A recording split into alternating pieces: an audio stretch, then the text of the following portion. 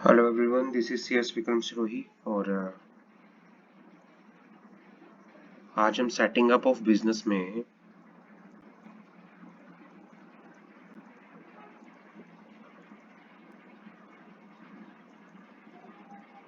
New chapter शुरू करेंगे। Chapter का नाम है financial service organization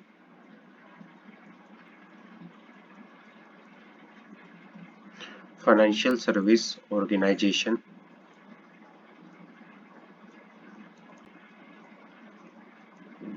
and it is registration process. अब इसके अंदर फाइनेंशियल सर्विस ऑर्गेनाइजेशन जो ये टर्म है, फाइनेंशियल सर्विस ऑर्गेनाइजेशन, इसके अंदर कौन कौन से ऑर्गेनाइजेशंस आते हैं हम बात करते हैं। इसके अंदर आते हैं NBFC, इसके अंदर आता है housing finance,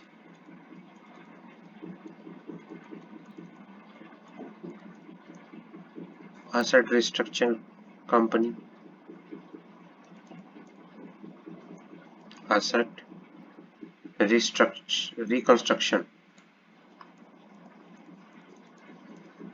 reconstruction company, micro finance company,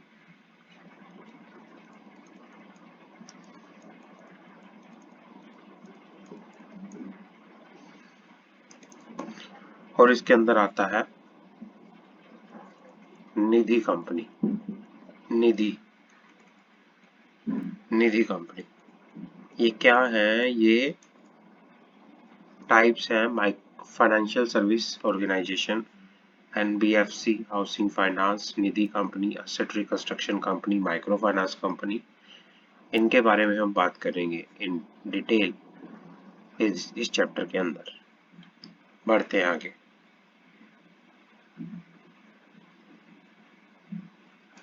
यहां से बात करते हैं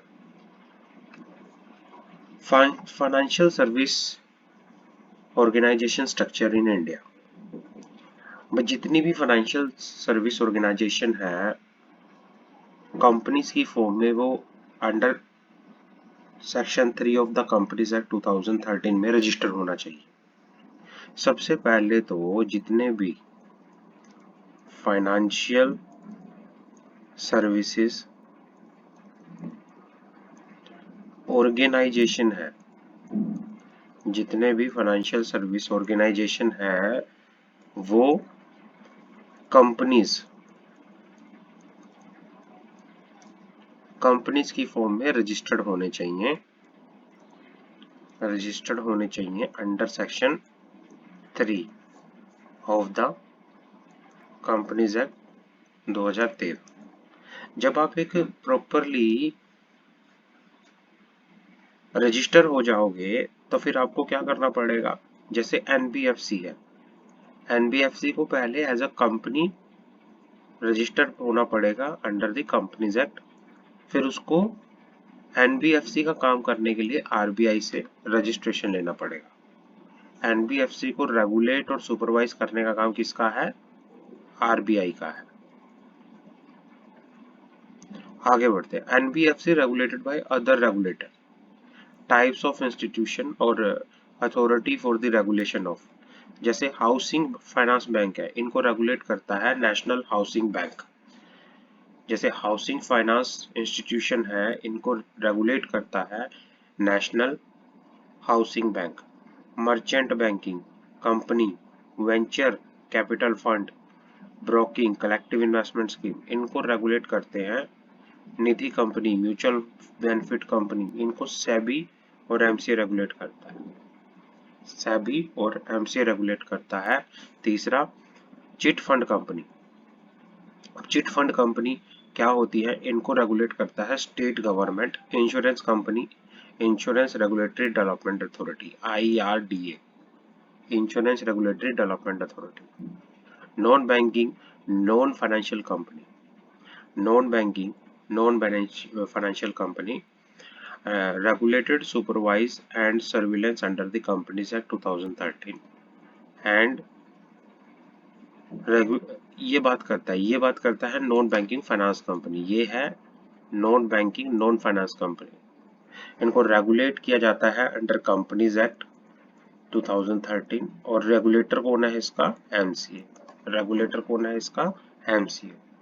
तो इस तरह से फाइनेंशियल सेक्टर में किस तरह से जो ऑर्गेनाइजेशन है वो काम करते हैं, कैसे सबसे पहले उन्हें रजिस्टर होना चाहिए, उन्हें एज अ कंपनी रजिस्टर होना चाहिए, फिर अलग अलग उनकी क्या है, रेगुलेटर है।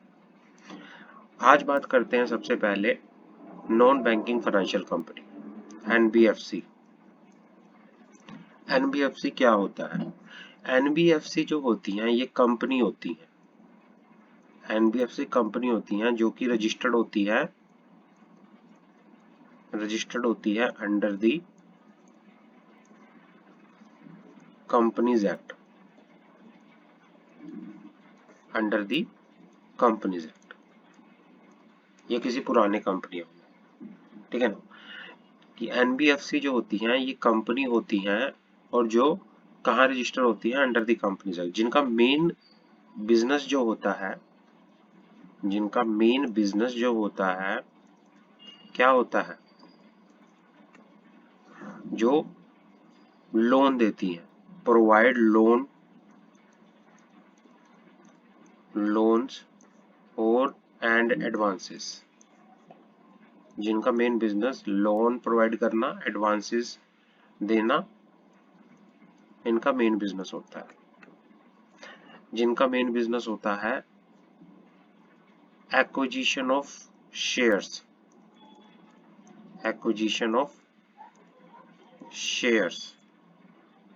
Stock, debentures, bonds, securities issued by the government। कोई भी सिक्योरिटी जिसको इशूड किया गया है बाय द गवर्नमेंट या किसी लोकल अथॉरिटी के द्वारा,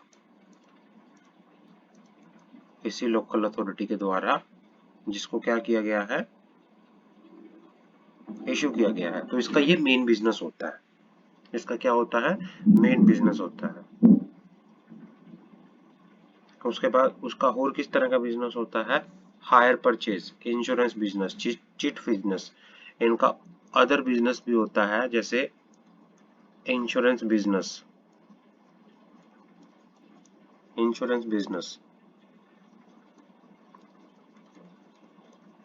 लीजिंग, हायर परचेज। ये क्या होती है? ये सारी डेफिनेशन होती है। इनका काम होता है, एनबीएफसी का मेन बिजनेस होता है, जिसका एनबीएफसी का ये मेन बिजनेस होता है। बट इसके अंदर कौन से बिजनेस नहीं आते? इसके अंदर एग्रीकल्चर से रिलेटेड या इंडस्ट्रियल एक्टिविटी से related, but does not include. क्या इंक्लूड नहीं होता एनबीएफसी के बिजनेस में? Agriculture, industrial activity,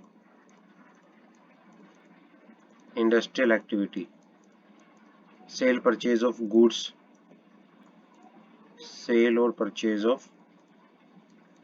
goods. ये सिर्फ सिक्योरिटीज के अंदर डील करती है, सिक्योरिटी के अंदर ही इसका मेन बिजनेस होता है ना। Security, sale, purchase, construction of immovable property, इसके अंदर ये काम नहीं आते। सेल परचेज और कंस्ट्रक्शन ऑफ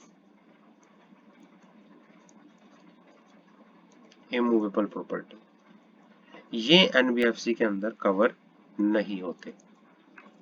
तो ये क्या होता है? सारे का सारा जिसका मेन पर्पस इन्वेस्टमेंट होता है, क्या होता है? इन्वेस्टमेंट होता है, एक्विजिशन ऑफ सिक्योरिटीज होता है, शेयर, स्टॉक, बॉन्ड होता है, जो रजिस्टर होती है अंडर द कंपनीज एक्ट जिसका काम होता है लोन देना, एडवांसेस देना, वो सारा क्या आता है, सारा क्या आता है, एनबीएफसी में आता है, एनबीएफसी में आता है। आगे बढ़ते हैं। अगर मैं शॉर्ट फॉर्म में बात करूं, जब कंपनी की एसेट जिसकी 50% से ज्यादा, टोटल एसेट का 50%,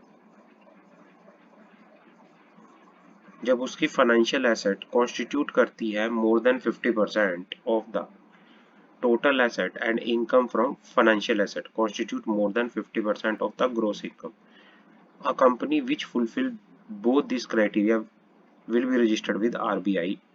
मतलब क्या है, इसके लिए कुछ क्राइटेरिया बता रखा है। कंडीशन क्या है, अगर आपको एनबीएफसी की तरह काम करना है, कंडीशंस, एनबीएफसी के लिए कंडीशन क्या है।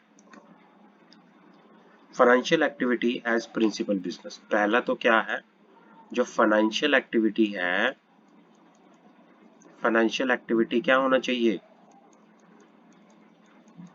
फाइनेंशियल एक्टिविटी प्रिंसिपल बिजनेस होना चाहिए, प्रिंसिपल बिजनेस। और दूसरा, जब इसकी फाइनेंशियल इंस्टीट्यूशन, जो कंपनी की जो कंपनी की जो फाइनेंशियल एसेट्स है, कंपनी इज फाइनेंशियल एसेट, वो कॉन्स्टिट्यूट करती है कितना, मोर देन 50%, वो कॉन्स्टिट्यूट करती है मोर than 50% of the total assets, of the total asset.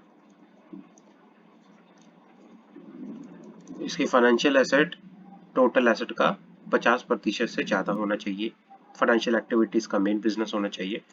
और इसकी जो इनकम होनी चाहिए, इनकम जो होगी इसकी, और इसकी जो इनकम होगी फ्रॉम फाइनेंशियल एसेट,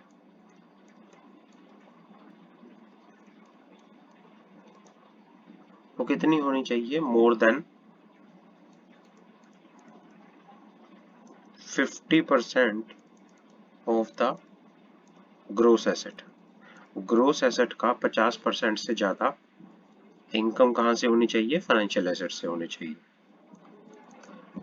तो भाई अगर आप ये क्राइटेरिया फुलफिल कर देते हो तो आप कहाँ रजिस्ट्रेशन के लिए अप्लाई करोगे, apply to ROC, RBI sorry, reserve bank of India, reserve bank of India, RBI के पास अपने आप को रजिस्टर कराना पड़ेगा। आगे बढ़ते हैं। NBFC lend and make investment and hence their activity are kin to that of bank, however that are few differences as given below। मतलब क्या है, एक एनबीएफसी की एक्टिविटी जितनी भी है सेम टू सेम बैंक की तरह होती है, बट कुछ डिफरेंसेस होते हैं। क्या डिफरेंसेस होते हैं, NBFC can not accept demand deposits, NBFC demand deposit accept नहीं कर सकती। NBFC do not form part of payment and settlement system and cannot issue check to loan on itself। ये किसी तरह से कोई NBFC क्या नहीं कर सकती, कोई सेटलमेंट सिस्टम या पेमेंट सिस्टम है जो अभी उसको फॉर्म नहीं कर सकती, उसको वो सिर्फ बैंकिंग सेक्टर में होता है। NBFC किसी तरह से कोई पेमेंट सेटलमेंट सिस्टम से रिगार्डिंग कुछ भी फॉर्म नहीं कर सकती, कोई भी पार्ट फॉर्म नहीं कर सकती। Deposit insurance facility, deposit insurance credit guarantee corporation is not available to depositor of NBFC unlike in case of bank। कि मतलब क्या होता है कि जो डिपॉजिट इंश्योरेंस फैसिलिटी, जो डिपॉजिट इंश्योरेंस फैसिलिटी होती है कि भाई आपने पैसा डिपॉजिट कर रखा है, उसकी insurance, credit guarantee,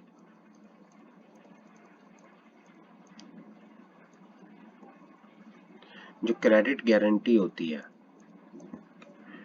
deposit insurance credit guarantee, ये किस केस में अवेलेबल नहीं होती, not available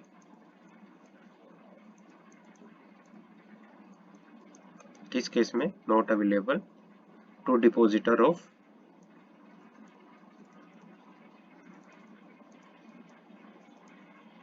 NBFC, not available to depositor of NBFC.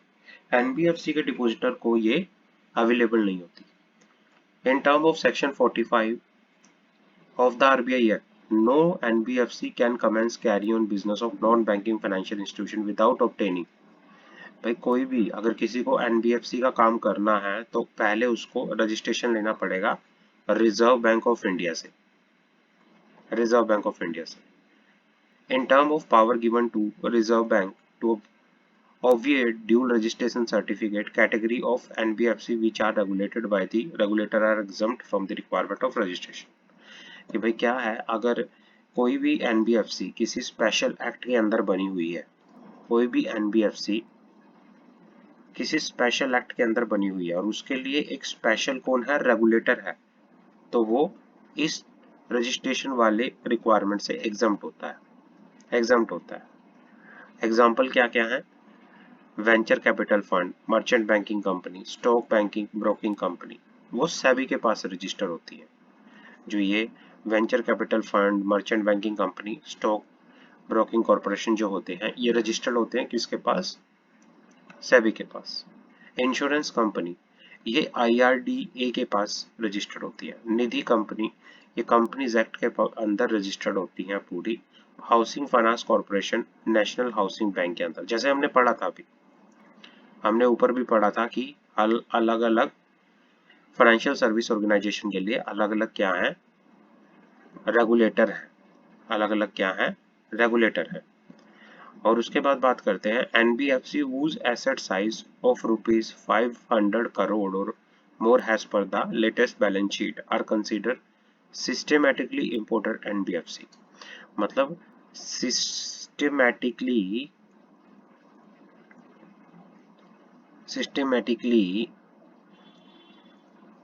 Important NBFC किनको बोलेंगे? Important NBFC, systematically important NBFC किनको बोलेंगे? वो एनबीएफसी जिनका क्या एसेट साइज, जिनका एसेट साइज कितना है, 500 करोड़ और मोर है, जिनका एसेट साइज कितना है, 500 करोड़ और मोर है, तो उनको सिस्टेमेटिकली इंपॉर्टेंट एनबीएफसी मानेंगे। आगे बढ़ते हैं। Types and category of NBFC. NBFC कितने तरह की होती है? 3 बेसिस पे जो टाइप्स ऑफ एनबीएफसी है उनको 3 बेसिस पे क्या कर रखा है, कैटेगराइज कर रखा है। पहला, इन टर्म्स ऑफ लायबिलिटी। लायबिलिटी के बेस पे 2 तरह की एनबीएफसी है, deposit, deposit accepting, deposit accepting,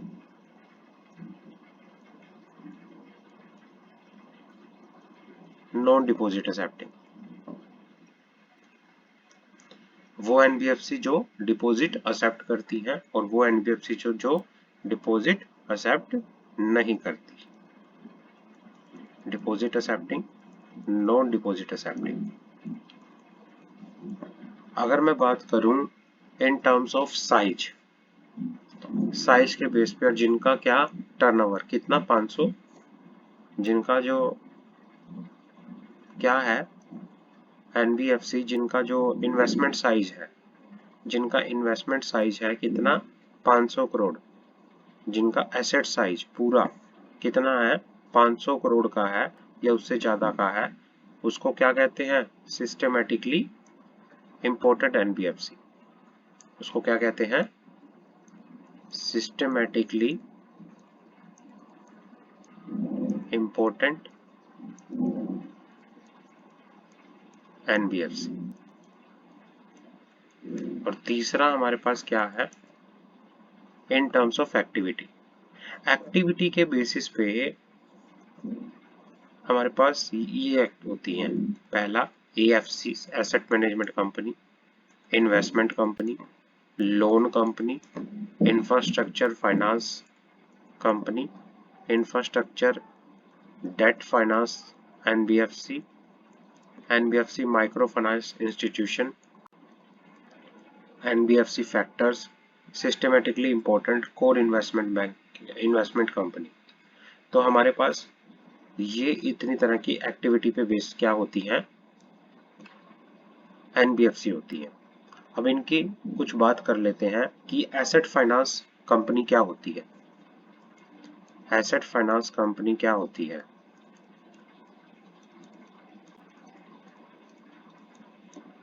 asset finance company क्या होती है वो बात कर लेते हैं।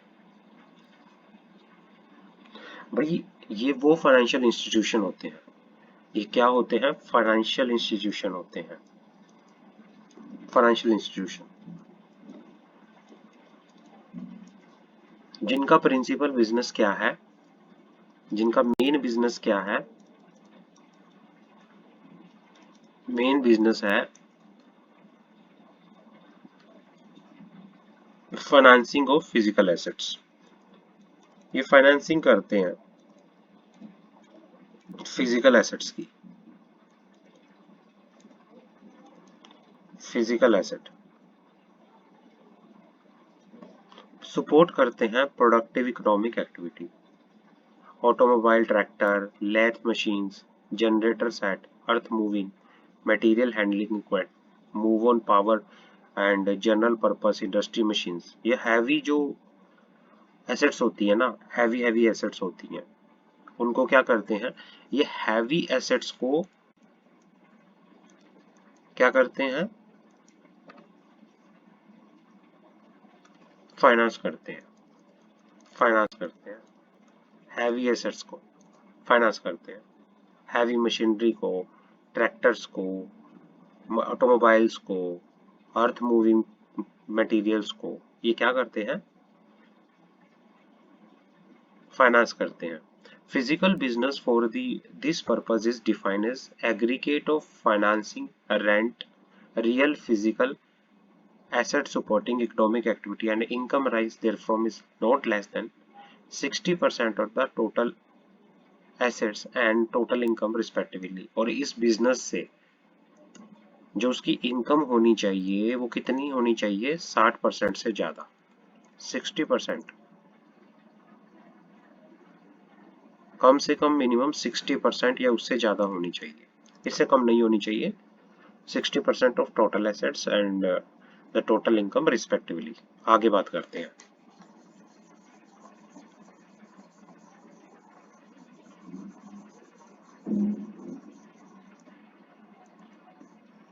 इन्वेस्टमेंट कंपनी जिनका मेन बिजनेस क्या होता है, जिनका मेन बिजनेस होता है एक्विजिशन ऑफ सिक्योरिटीज। वो कंपनी जिनका मेन बिजनेस होता है एक्विजिशन ऑफ सिक्योरिटी। तीसरा, लोन कंपनी। अब लोन कंपनी क्या होता है, loan company means company which is a financial institution carrying on principal business of providing finance whether by making loan या advance otherwise for any activity other than its own but does not include asset finance company। Loan company वो company होती है जिसका main business होता है, जिसका main business होता है providing loan and advances, providing loan and और एडवांसेस, उसको लोन कंपनी बोलते हैं। आगे बढ़ते हैं। इंफ्रास्ट्रक्चर फाइनेंस कंपनी, आईएफसी जो होती है,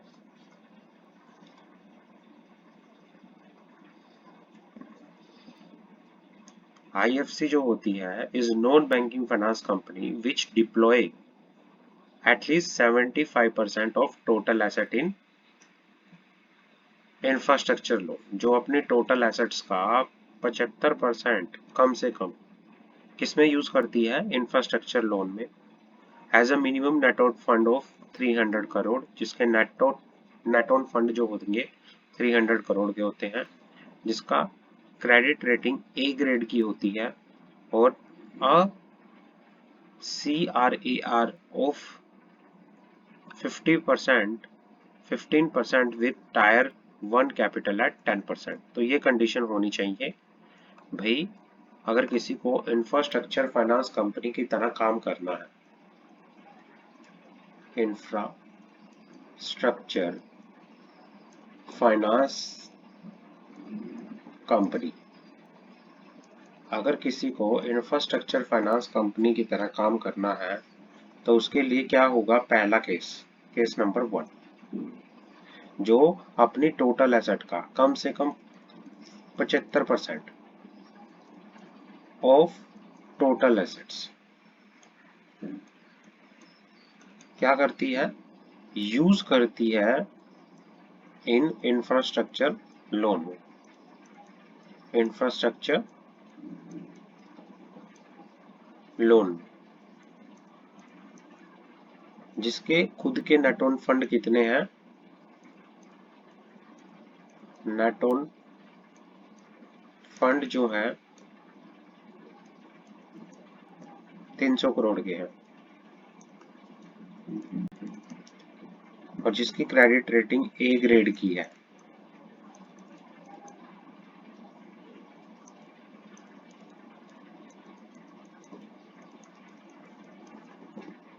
और फोर्थ क्या है? जिसका CRAR जो है of 15% with tyre 1 capital eight 10%। तो ये इसके लिए एलिजिबिलिटी होनी चाहिए अगर किसी को इंफ्रास्ट्रक्चर फाइनेंस कंपनी की तरह काम करना है। आगे बढ़ते हैं।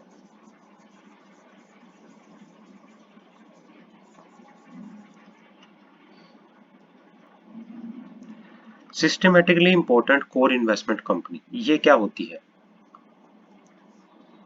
Systematically important core investment company, systematically important core investment company is a NBFC, जिसका बिजनेस जो होता है acquisition of shares security which satisfy the following condition. क्या क्या कंडीशन होती है इसके लिए? जिसकी 90% से कम 90% of total asset in form of investment in equity share preference debt loan in group company, मतलब जिसकी 90% कम से कम एटलीस्ट 90% टोटल एसेट का किसकी फॉर्म में होना चाहिए? इन्वेस्टमेंट की फॉर्म में होना चाहिए, फॉर्म ऑफ इन्वेस्टमेंट इनकी ग्रुप कंपनी की। Investment in equity including compulsory convertible into shares, कोई भी ऐसा इंस्ट्रूमेंट इंक्लूडिंग जो क्या है? Instrument compulsory convertible into equity shares. It is investment in equity within a period of not exceeding 10 years from the date of issue in group company, constitute not less than 60% of the total assets। मतलब जो equity shares हैं, जो equity shares हैं वो group company के अंदर, इन group company minimum कितना होना चाहिए? 60% होना चाहिए ऑफ टोटल एसेट, 60% होना चाहिए टोटल एसेट। तीसरा, it does not trade in investment in shares, debt or loan in group company except through block sale for the purpose of dilution or disinvestment, मतलब ये ट्रेड नहीं करेगी। It does not trade in shares, ये अपने जो group company के अंदर इसके जो शेयर्स हैं, जो डेट है, जो लोन है, उसमें किसी तरह से ट्रेड नहीं करेगी, सिर्फ ब्लॉक सेल कर सकती है अपनी डाइल्यूशन के पर्पज से या डिस इन्वेस्टमेंट के पर्पज से। It does not carry any other finance activity referred in section 45I of the RBI Act except investment in bank deposit money market instruments government security except investment in सिर्फ इन 3 कामों को छोड़ के investment in bank deposit money market instrument government security loan and investment and debt issuance of group company और guarantee issue on behalf of group company सिर्फ ये काम कर सकती हैं, उससे अलग ये काम नहीं कर सकती।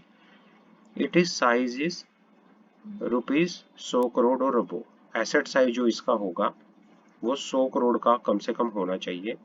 It is accept public fund और ये पब्लिक फंड एक्सेप्ट कर सकती है। तो systematically important core investment company क्या होती है जिसका 90% टोटल एसेट्स का किस फॉर्म में होता है, investment in equity preference debt loan की फॉर्म में होकर यहाँ पर चलता है ग्रुप कंपनी के अंदर। और जितना भी उसकी इन्वेस्टमेंट इक्विटी में होगी उसका टोटल जो एसेट का कम से कम 60% होना चाहिए और वो ट्रेड नहीं कर सकती shares debentures loan group company में, सिर्फ वो अपना ब्लॉक सेल कर सकती है डिस इन्वेस्टमेंट के पर्पज से या फिर डेल्यूशन के पर्पज से। आरबीआई में जो सेक्शन 45I के अंदर एक्टिविटी बता रखी है वो ये काम नहीं कर सकती। 45I सी से लेके और एफ तक जो आरबीआई के सेक्शन 45I के अंदर वो क्या बता रखी हैं, एक्टिविटी बता रखी है फाइनेंशियल एक्टिविटी, वो RBI systematically important core investment company नहीं कर सकती। और सिर्फ कौन से काम कर सकती है, पहला investment in bank deposit, investment in bank deposit, दूसरा money market instruments,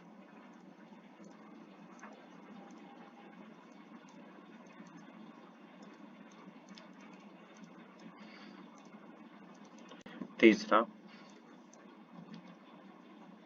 government security,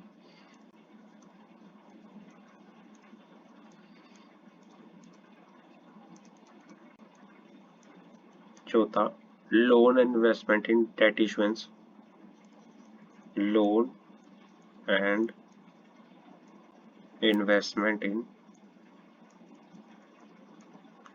date issuance तो ऑफ ग्रुप कंपनी। ये क्या कर सकती है, ये वाली एक्टिविटी कर सकती है ग्रुप कंपनी। आगे बढ़ते हैं, आगे बात करते हैं इंफ्रास्ट्रक्चर डेट फंड क्या होते हैं। Non banking financial company infrastructure debt fund, infrastructure debt fund क्या होते हैं।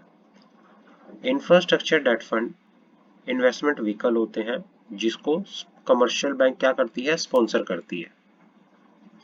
इंफ्रास्ट्रक्चर डेट फंड क्या होते हैं, इन्वेस्टमेंट व्हीकल होते हैं जिनको स्पॉन्सर कौन करते हैं, कमर्शियल बैंक करते हैं एंड एनबीएफसी करती है इंडिया के अंदर।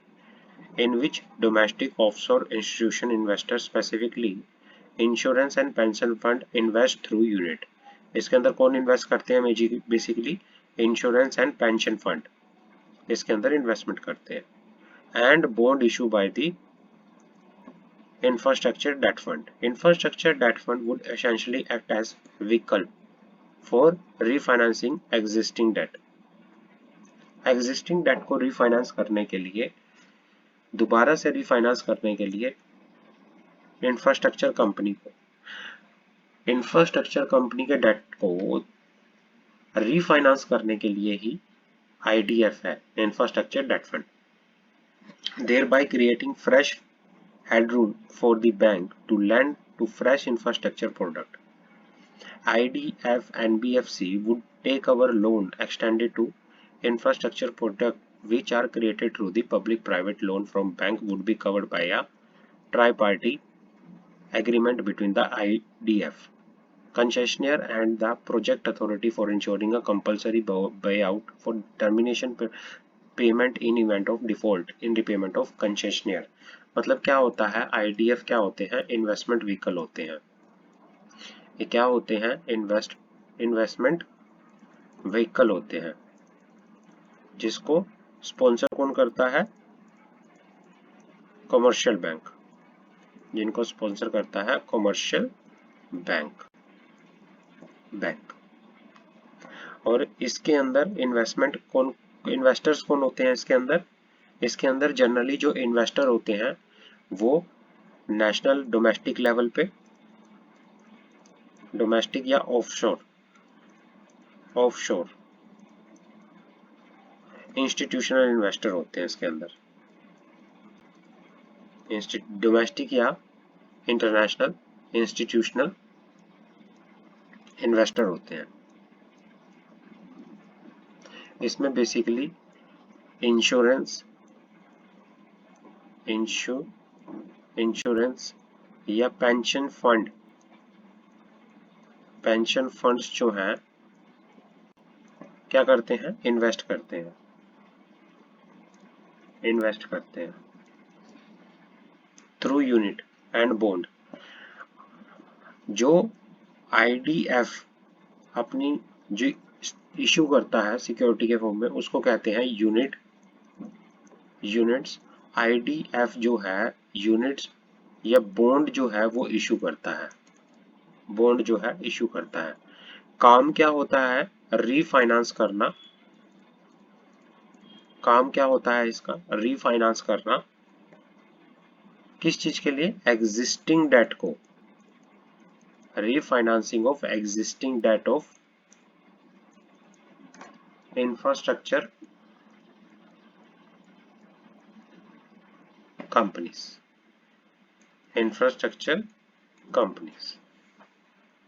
तो ये इस तरह से इसके क्या होते हैं? बेसिकली काम होते हैं।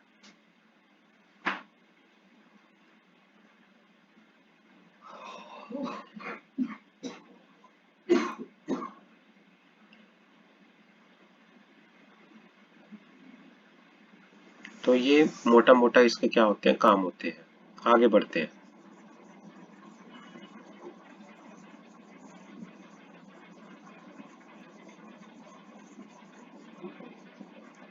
आगे बढ़ते हैं।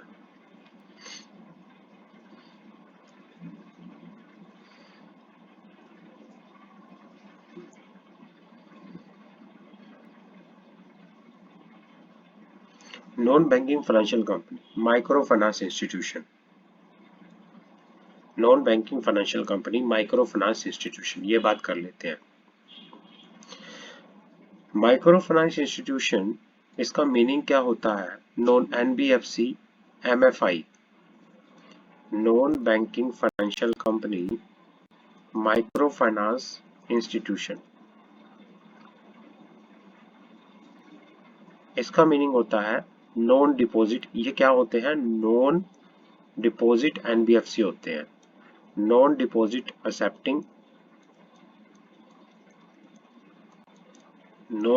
एक्सेप्टिंग एनबीएफसी होते हैं। ये एनबीएफसी होते हैं।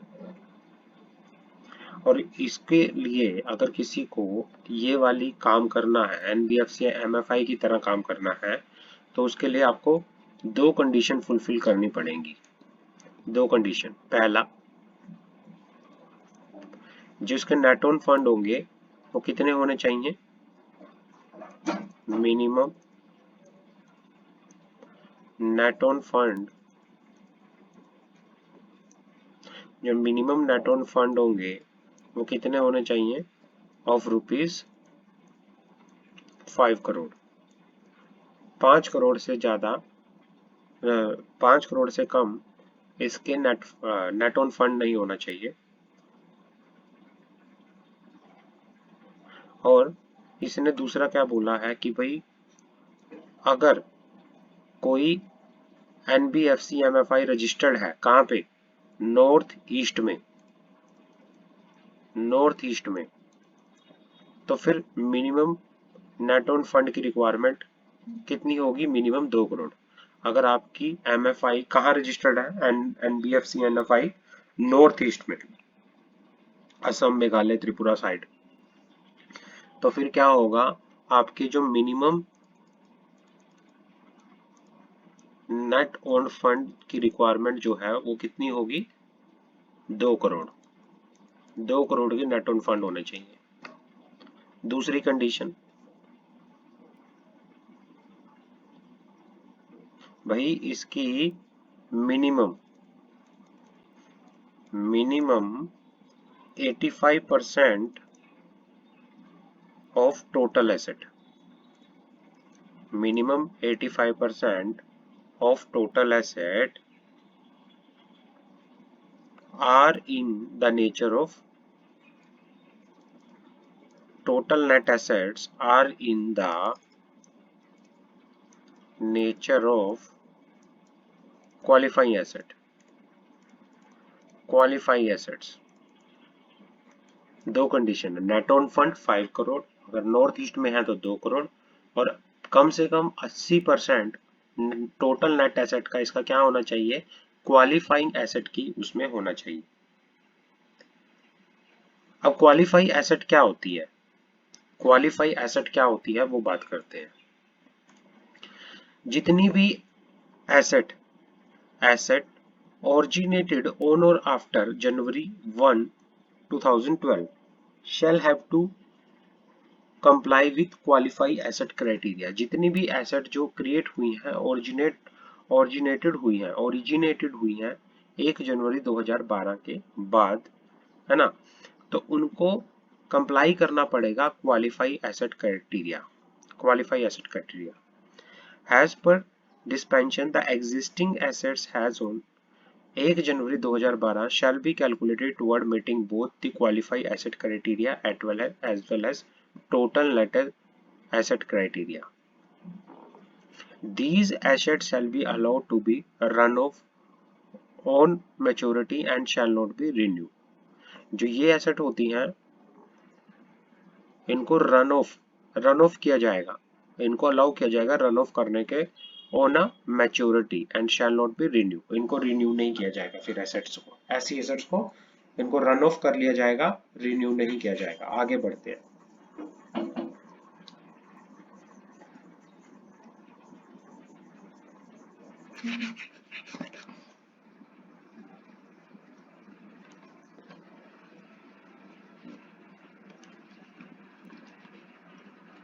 एनबीएफसी फैक्टर क्या होते हैं? NBFC factor is non deposit taking NBFC, non deposit accepting NBFC होती हैं जिनका प्रिंसिपल बिजनेस होता है फैक्टरिंग, जिनका प्रिंसिपल बिजनेस होता है फैक्टरिंग। फैक्टर क्या होते हैं, कई बार ये पैसा रिकवर करने का काम करते हैं। This is kind of recovering agent. लोगों ने लोन ले रखा होता है, कई बार आपके पास क्या आते हैं, कॉल्स आते हैं, पैसा कब दोगे, आपकी पेमेंट पेंडिंग है, आप ये, तो ये सारे कॉल आपके पास फैक्टर से आते हैं जो पैसे को रिकवर कराने का काम करते हैं। ये फैक्टरिंग होती है।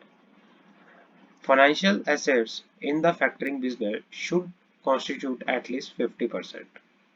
कम से कम 50% एसेट जो टोटल एसेट्स की है, 50% उसका कौन से बिजनेस से होना चाहिए, फैक्टरिंग बिजनेस में। And the income derive from factoring business should not less than 50% of the gross income. इसकी टोटल इनकम का कम से कम 50% इनकम जो होगी वो कौन से बिजनेस से आनी चाहिए, from factoring business, from factoring business, factoring business. ये बात कर लेते हैं। Mortgage guarantee company, mortgage guarantee company, mortgage guarantee company are financial institution for which at least 90% of business turnover is mortgage guarantee business, जिसका क्या है, minimum, जिसका minimum जो बिजनेस टर्नओवर है कितना होना चाहिए, minimum business turnover, minimum business turnover कितना होना चाहिए, और कहां से होना चाहिए? 90% of business turnover mortgage guarantee business से होना चाहिए, और इसकी कम से कम 90% of total gross income is from mortgage business, mortgage guarantee business से होना चाहिए। एंड नेट ऑन फंड इसके 100 करोड़ के होने चाहिए। कोई भी मॉर्गेज गारंटी बिजनेस अगर आप कर रहे हो, कोई भी कंपनी, तो पहली कंडीशन क्या है? 90% कम से कम आपकी 90% जो बिजनेस टर्नओवर है वो कहां से होना चाहिए? मॉर्गेज गारंटी बिजनेस से होना चाहिए। मॉर्गेज गारंटी बिजनेस होना चाहिए। आपकी कम से कम 90% जो टोटल इनकम है, 90% का किसका? टोटल इनकम का, ग्रोस इनकम, वो कौन किस बिजनेस से होनी चाहिए?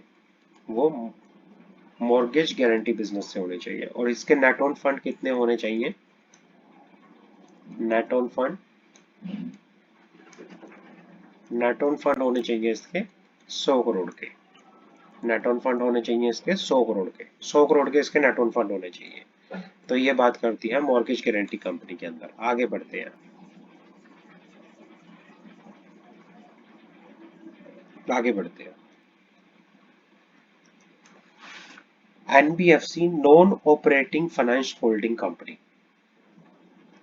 NBFC non operating finance holding company is financial institution through which the promoting group will permit to set up a new bank, जिसमें प्रमोट को अलाउ किया जाता है कि वो एक नया बैंक सेटअप करे। इट इज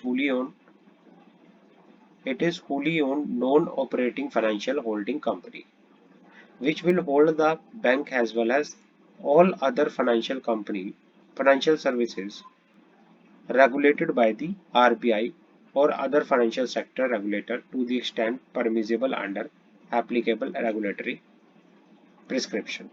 ये वो एनबीएफसी होती हैं जिनको अलाउ होता है कि वो अलग से क्या कर सकते हैं? एक बैंक जो है सेटअप कर सकते हैं, जिसको कहते हैं non operating financial holding company.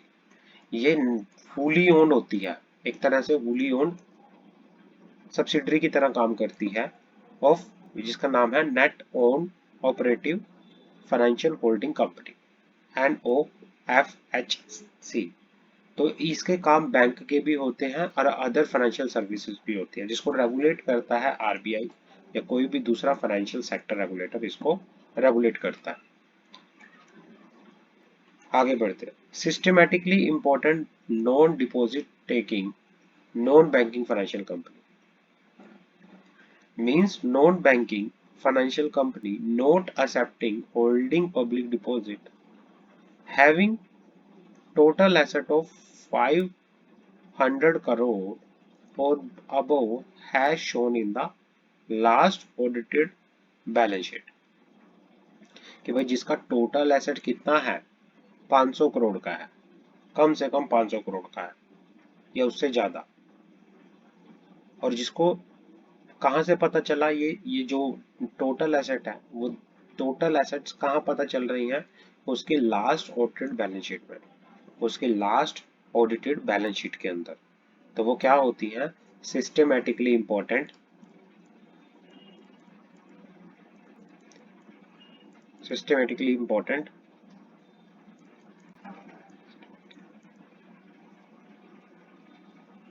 Important non deposit taking non banking financial company, non deposit taking non banking financial company. ये हमने पढ़ा इसके बारे में। भाई उसका जो टोटल एसेट्स होना चाहिए वो कितना होना चाहिए? 500 करोड़ होना चाहिए as per the balance sheet of audited balance sheet of last year की बैलेंस शीट। आगे बढ़ते हैं। बेनिफिट क्या होते हैं? Incorporating N NBFC. एनबीएफसी को आप इनकॉर्पोरेट करते हैं, उसके बेनिफिट क्या है पढ़ते हैं। Competitive interest rate. Rate of interest is one of the main aspect of all types of loan. Non-banking financial sector has started to concentrate on this area in the recent decade and have brought down the interest rate to either equal to or banking या तो equal to bank lending rate और at a time lower to bank rate। क्योंकि काफी सारी NBFCs है, काफी सारी NBFCs हैं, तो उनका एक कॉम्पिटिटिव इंटरेस्ट रेट वो देते हैं जिससे वो अट्रैक्ट करते हैं कंज्यूमर्स को, कस्टमर्स को वो अट्रैक्ट करते हैं। तो वो इंटरेस्ट रेट जो है, या तो वो फोकस करते हैं कि भाई हम जितना बैंक दे रही है, हाँ, बोरिंग्स पे, लैंडिंग पे जो बैंक वो कर रही है, इंटरेस्ट रेट दे रही है, या तो हम उतना दें या उससे कम दें, या उससे कम दें। With all the other benefit, when rate of interest is also lowered, borrower fund this more money and affordable. Borrower found this more easy or affordable. This has also resulted in lower EMI। मतलब competitive interest rate तो वो देते हैं, साथ में वो lower EMI भी देते हैं। रिपेमेंट और रेट ऑफ इंटरेस्ट वो एक लोअर रेट ऑफ इंटरेस्ट वो चार्ज करते हैं, तो ये बेनिफिट है। Quick processing. बैंक, अगर आप बैंक में लोन लेने जाओ तो उसमें टाइम लगता है, वो टाइम लेते हैं, काफी टाइम लेते हैं, काफी वेरिफिकेशन करते हैं। एनबीएफसी के केस में जो प्रोसेस होती है स्मूथ होती है। आपको बैंकिंग के मुकाबले एनबीएफसी में इजीली क्या मिल जाता है, इजीली लोन मिल जाता है। Less rules and regulation. NBFC के केस में ये कंपनीज एक्ट के अंदर रेगुलेट होती है, ये कंपनीज एक्ट के अंदर इनकॉर्पोरेट होती है, और इसको रिजर्व बैंक ऑफ इंडिया क्या करता है, रेगुलेट करता है। और इसके लिए बैंक ने क्या बना रखे हैं, अपने रूल्स रेगुलेशन बना रखे हैं जो कि इतने ज्यादा स्ट्रिजेंट नहीं है ना। This help borrower to get loan easily in view of less complicated loan processing requirement. Borrower are highly specified, highly satisfied. Of course, the risk of default is high with NBFC, and thus interest rate and other charges will be accordingly priced by the NBFC।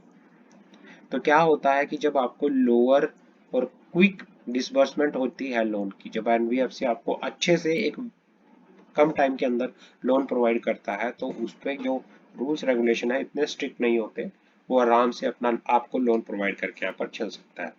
ये इसका benefit है। Loan available for individual with poor credit rating. मतलब जिसकी credit rating poor भी है उसको भी NBFC क्या कर सकती है, लोन दे सकती है। बैंक से अगर किसी की क्रेडिट रेटिंग बैंक में अगर लोन लेने जाए और उसकी क्रेडिट रेटिंग अच्छी नहीं है, उसका क्रेडिट स्कोर अच्छा नहीं है, तो बैंक में उसको लोन नहीं मिलता। जबकि आपको, अगर आपकी क्रेडिट रेटिंग जो है उतनी अच्छी नहीं है, बट फिर भी एनबीएफसी आपको क्या कर सकती है, लोन दे सकती है आपकी एलिजिबिलिटी के अकॉर्डिंगली। फिर भी आपको एक स्मॉल लोन मिल सकता है, एनबीएफसी आपको लोन दे सकती है, तो ये भी बेनिफिट है। तो इसमें सबसे पहले क्या होता है, लोअर इंटरेस्ट रेट देते हैं, क्विक प्रोसेसिंग होती है, कम रूल्स रेगुलेशंस हैं, और एक पुअर क्रेडिट रेटिंग वाले पर्सन को भी क्या मिल सकता है, लोन मिल सकता है, उसको भी लोन मिल सकता है। अब बात कर लेते हैं यहाँ पर